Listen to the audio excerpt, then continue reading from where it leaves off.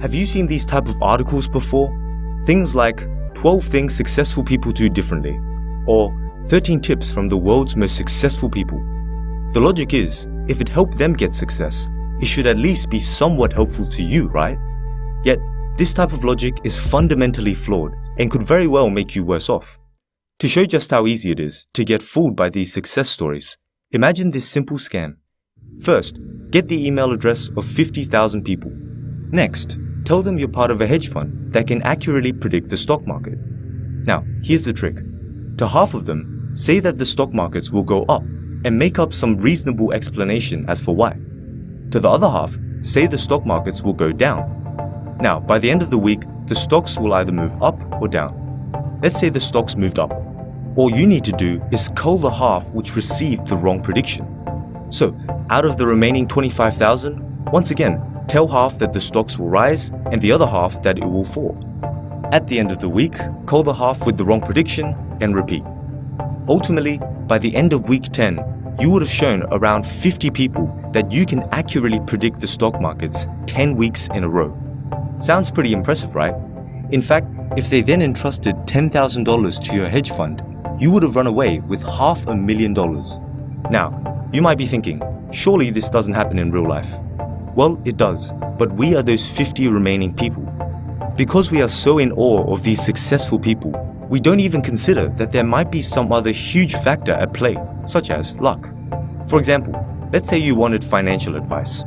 One hyper-common advice given on how to get rich is to take risks, because even if you fail, you can still learn from your failures. That makes sense, right? However, consider all the people who are bankrupt. No doubt they took risks too. So where's their success? Clearly, if we only listen to the winner story, there's no balancing force of bankrupt people telling us to be more careful. Another example, take a look at In Search of Excellence, a book which sold over 3 million copies. It analyzes about 50 excellent companies and identifies 8 common traits that propelled them to success.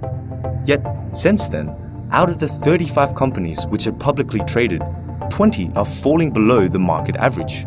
5 even went bankrupt. Which begs the question, were these companies actually excellent? Or perhaps, were some of these 50 companies just the lucky ones out of a pool of 50,000? And if so, why should anyone listen to their advice? From here, you can see what the problem is. If you only take the advice of the so-called successful people and ignore all the failures, you're going to be left with a heavily distorted view of reality. This is known as survivorship bias. Furthermore, it doesn't just apply to financial advice. Let's say you wanted some relationship advice.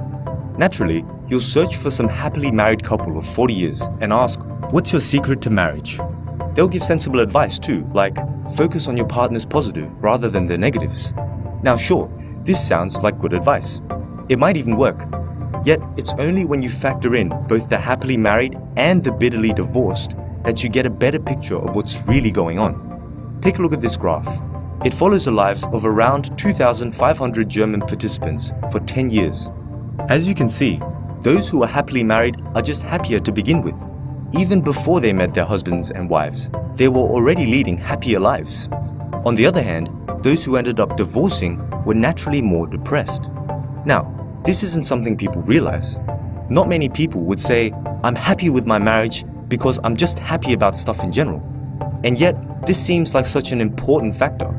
It suggests we should focus on improving ourselves before we think of improving our relationships. So, here's the bottom line. When it comes to complex things in our life, like marriage and getting rich, no one really knows what it takes to become successful.